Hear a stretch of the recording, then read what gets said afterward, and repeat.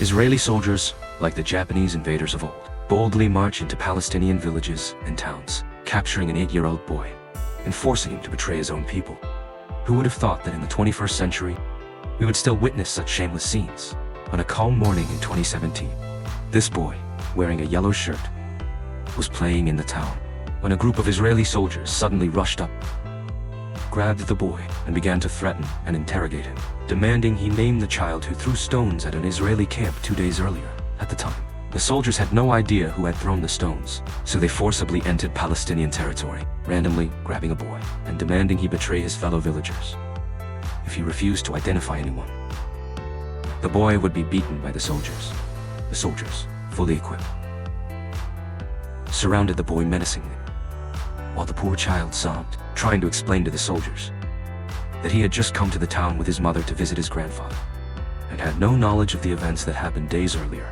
But before the boy could finish explaining, one soldier grabbed the boy's shirt and violently dragged him into the village, intending to force him to identify people house by house. Hearing the commotion, the villagers quickly approached to understand what was happening. The boy, seeing his grandfather, instinctively moved toward him and repeatedly cried for help. But the soldiers kept holding the boy's shoulder, fearing he might escape if they let their guard down. Soon, the boy's mother arrived, rushing forward to explain the situation to the soldiers and begging them to release her son. But the soldiers were resolute in their intention to harm the boy, holding their weapons aloft and threatening the boy's mother and the villagers to stay away, while roughly pulling the boy deeper into the village. Next, instead of making the boy identify anyone house by house, they took him to the rooftop of a building and signaled for him to look down at the scene below. At this point, the boy tried to break free from the soldiers' grip, but was brutally yanked back. After taking the boy around the rooftop a few times, the crying child was then taken downstairs. Seeing her son about to be taken away, the boy's mother angrily rushed forward and fought with the soldiers.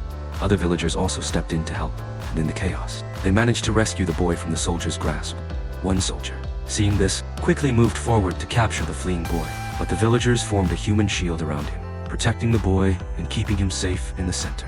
The mother then turned to argue with the soldier who was trying to stop her son, while other villagers began shouting and arguing loudly. In the confusion, they were able to take the boy away from the scene, unprovoked. These Israeli soldiers were nothing more than bullies to a child, no different from robbers.